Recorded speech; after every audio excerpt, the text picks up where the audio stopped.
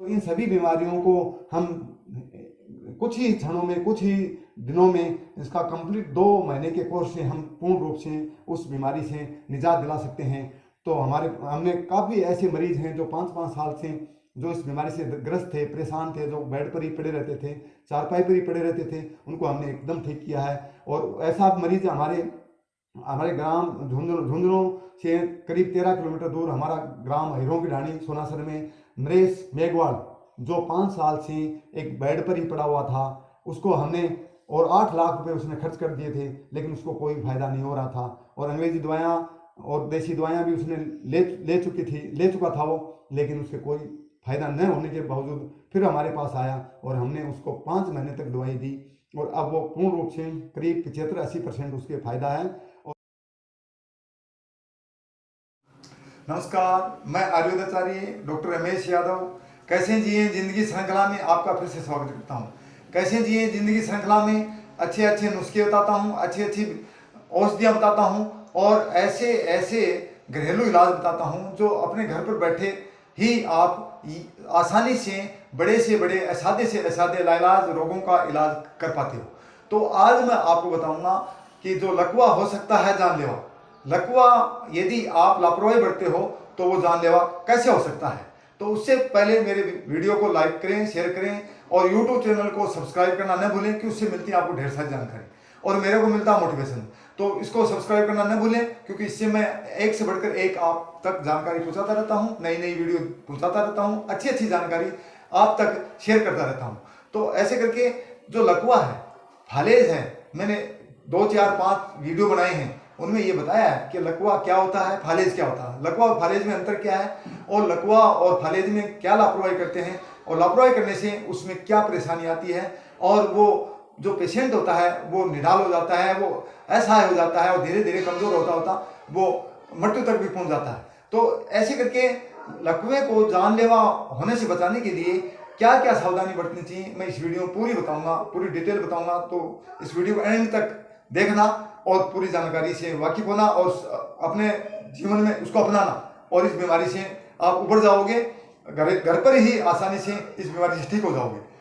तो क्या होता है लकवा फालेज है। लकवा मैंने बताया कि केवल चेहरे पर पड़ता है, चेहरा जो टेढ़ा हो जाता है, मुंह जैसे टेढ़ा हो जाता है और बोली बंद हो जाती है, बोली जबान है जैसे जीभ है वो भारी हो जाती है, भारी होने से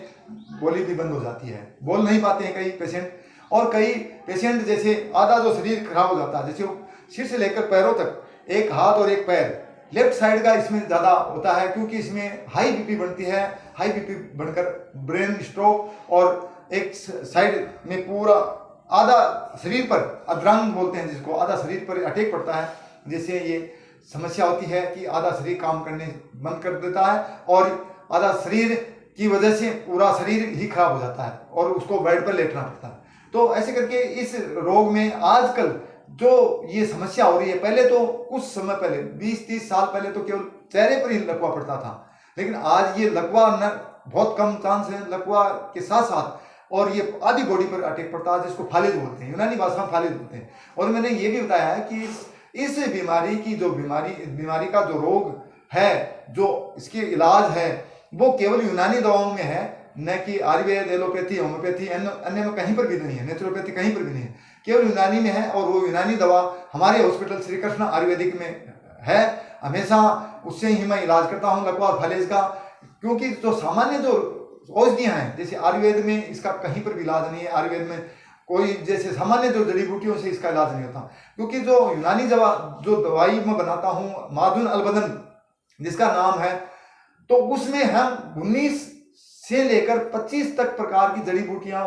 19 तो हम जैसे विदेशी जड़ी बूटियां मंगाते हैं और 5-6 प्रकार की जड़ी बूटियां हम देसी मिलाकर उसमें शहद से तैयार करते हैं जिसका नाम है मादुन अलबदन। और वो मादुन अलबदन से हम उस पेशेंट को यदि तुरंत अटैक पड़ते ही हमारे पास आ जाता है तो तुरंत मैं 2 महीने में उसको एकदम पहले से भी अच्छा कर देता हूँ। और यदि वो धीरे धीरे टाइम निकालता रहता है तो उसमें समस्या आती है। एक फिर एज का फैक्टर होता है, एक जैसे कईयों की जैसे युवा होते हैं जैसे 20-30-40-50 साल तक तो कोई दिक्कत नहीं आती, 50 साल से जब ज्यादा उम्र हो जाती है तो उसमें ब्लड सर्कुलेशन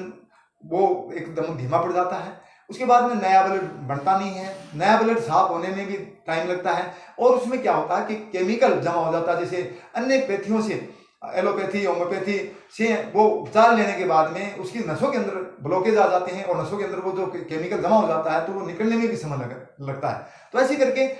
ये लापरवाही न करें।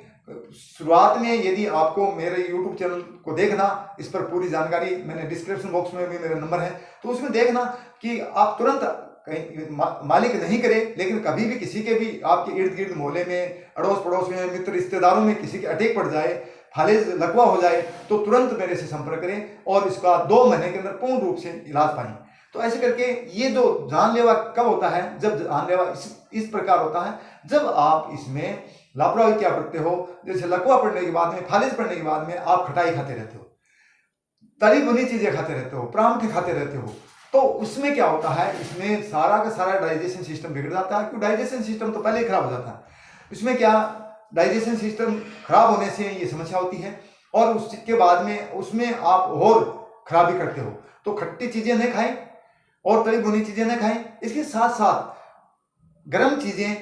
का प्रयोग करें। यदि आपके पास शुद्ध शहद है तो वो खाएं। उसके साथ साथ आप जैसे